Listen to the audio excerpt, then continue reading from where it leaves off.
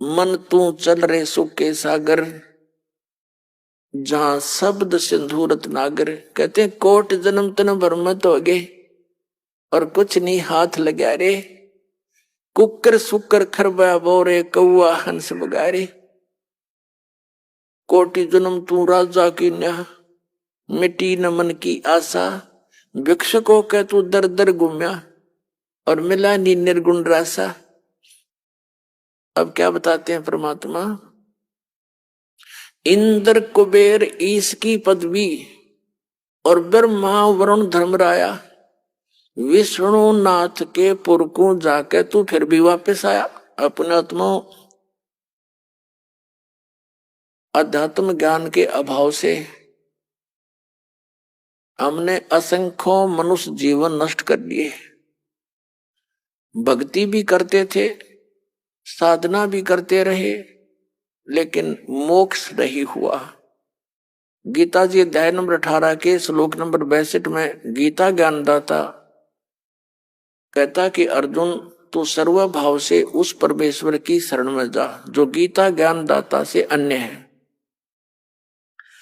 उसकी कृपा से ही तू परम शांति को और सनातन परम धाम को प्राप्त होगा। गीता जी अध्याय नंबर 15 के श्लोक नंबर 1 से 4 में इसका सारांश है कि तत्वदर्शी संत की पहचान बताई है, जो उल्टे लटके हुए संसार रूपी वृक्ष के सभी विभागों को जानता है।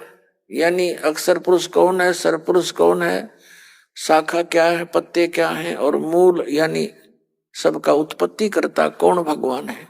स वेदविद वो तत्वदर्शी संत है।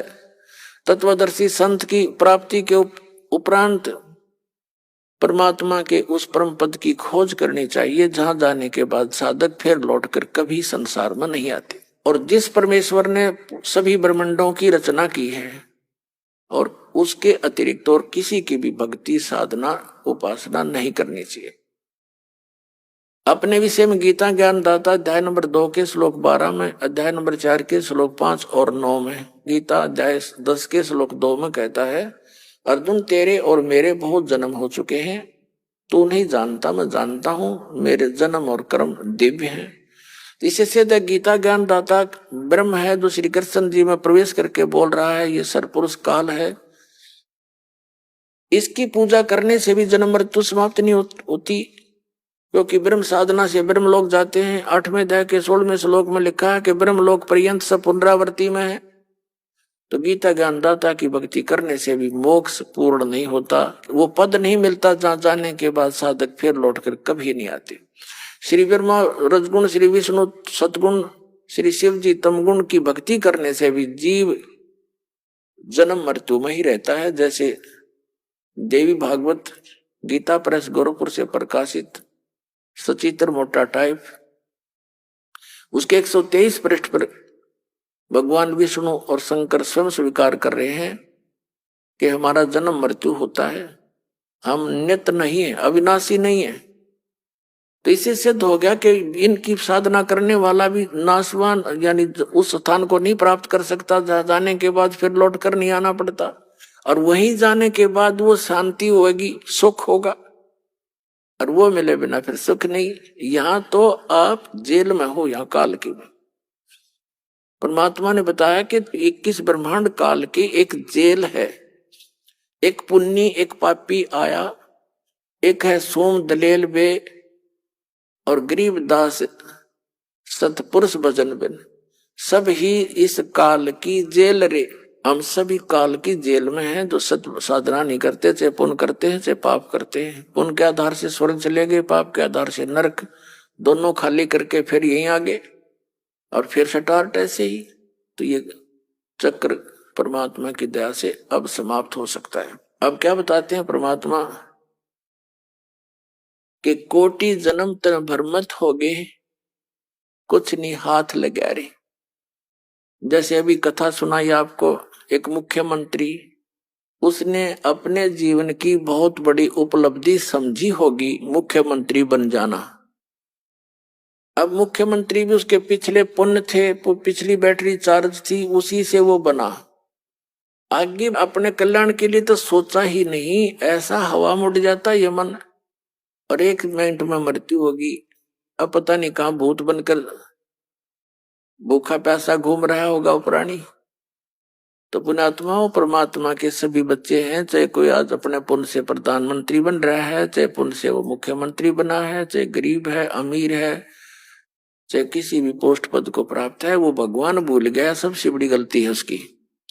और दास का उद्देश्य है कि इन प्रमाणों को याद दिलाकर, ये इंजेक्शन लगा कर एंटीबायोटिक इसको सचेत कर दूं प्रत्येक प्राणी को जो भगवान की आत्मा काल के द्वारा भ्रमित है, अपना अनमोल जीवन नष्ट कर रहे हैं, ये फिर से सुधर जा, पेट का गुजारा भी करते रहे। इसमें एक सब्जेक्ट और जोड़ देना चाहिए, भक्ति वाला, और वो भक्ति हो शास्त्र अनुकूल। वो विश्व में किसी के पास है नहीं, इस दास के पास है। तो इतना आसान है, भक्ति भी करते रहे, अपना काम भी करते रहो, लेकिन मर्यादा में रहना पड़ेगा। मोक्ष होया पड़ा है, फिर दिखता को नहीं।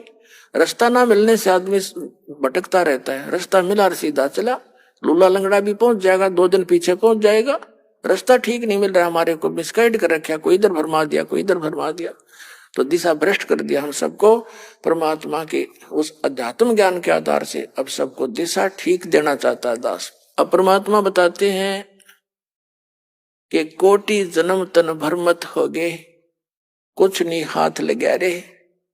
जैसे आदरणीय नानक साहिब जी के पूर्व जन्मों की कथा बताई है। सतयुग में ये पुण्यात्मा राजा अम्बरीश थे, और इतने धार्मिक व्यक्ति थे, ऐसे धार्मिक राजा थे। कहते हैं इनके राज्य में जितना इसका क्षेत्र था, बकरी और शेर एक ही घाट पर पानी पीते थे। यानी उसकी भक्ति की कमाई से प्रत्येक प्राणी में अहिंसा खत्म हो गई थी। और एक बार ये जिसने सिद्ध ऋषि मानते थे दुर्वासा जी ने जाके उनके साथ ज्ञान संवाद किया था, और अपने ज्ञान को उनके ऊपर थोपना चाहा था बाई फोर्स। और राजा अम्बरीश ने पहले तो उनके सामने हाँ भर ली, लेकिन अपनी क्रिया वो कर रहा था वही करता रहा। नेक्स्ट टाइम जब वो आया दुर्वासा को फिर वही क्रिया करते हुए राजा को देखा तो गुस्सा हो गया वो। उसने सुदर्शन चक्कर से शीश काटने के लिए, अम्बरीश को मारने के लिए सुदर्शन चक्कर छोड़ दिया। अब वो सुदर्शन चक्कर राजा अम्बरीश पर अटैक ना करके वापस दुर्वासा की तरफ मुड़ गया उसी को मारने के लिए। अब दुर्वासा भाग लिया, सिद्धि से उड़ गया। पहले शिव जी के लोक में गया, शिव जी ने कहा भी मेरे बस की बात नहीं, तू यहां से निकल। फिर ब्रह्मा जी के पास गया, ब्रह्मा जी ने भी हाथ जोड़ दिया, भाई ये मेरे बस का नहीं है, तू निकल यहाँ से, मुझे मरवाएगा। अब विष्णु जी के पास इसलिए नहीं जा रहा था क्योंकि राजा अम्बरीश विष्णु जी के पुजारी थे। आखिर में उसने वहां जाना पड़ा। जब भगवान विष्णु जी के पास वो पहुंचा तो सुदर्शन चक्र 10 कदम नीचे रुक गया हवा में। तब विष्णु जी ने पूछा कि बोल भाई ऋषि जी, क्या गुस्ताखी कर दी तूने, सुदर्शन चक्र क्यों तेरा पीछा कर रहा है। उसने फिर सारी कहानी बताई, जी ऐसे ऐसे मैंने राजा अम्बरीश के साथ बदतमीजी कर दी। विष्णु जी ने कहा कि उसी के पास जाओ, वो क्षमा करेंगे तो तेरी माफी होगी, मैं नहीं कर पाऊंगा। अब अब दुर्वासा वहां बैठ के विष्णु जी के चरणों में, हे भगवान, उसको इतनी संतुष्टि तो होगी थी दुर्वासा को कि यहाँ आने से ये रुक गया, खड़ा हो गया दूर, तेरे पे असर नहीं कर पा रहा। तो कहता है भगवान मुझे आपके शरण से कहाँ भेज रहे हो, मुझे मार डालेगा है। तो विष्णु जी ने कहा मैं नहीं कुछ कर पाऊंगा, चरण उसके पकड़ जाके अम्बरीश के। तो और चारा ना देखा, चल पड़ा। एक बार पीछे देखा, आगे न बाजे। राजा अम्बरीश के चरणों में जाकर कहा मुझे माफ करो। राजा अम्बरीश ने वो सुदर्शन चक्र हाथ में पकड़ लिया और शांत करके उसका दे दिया, ले तेरी तोब है। और भक्ति का मार्ग न्यारा है, ये सिद्धियां विद्यां ये तो बच्चों के खिलौने हैं। तो इतना विद्वान था और ऐसा भक्ति युक्त था वो प्राणी। अगले जन्म में वो राजा अम्बरीश राजा जनक हुए, और राजा जनक के समय भी उस जीवन काल में उसने हजारों की संख्या में यज्ञ किए, और जिस कारण से बहुत से जहां वो यज्ञ किया करते वो तीर्थ भी प्रसिद्ध हैं। और एक सुखदेव नाम के ऋषि थे, माँ के गर्भ से बैटरी चार्ज थी उसकी पिछले जन्मों की, बाहर आती आकाश में उड़ के चला गया था।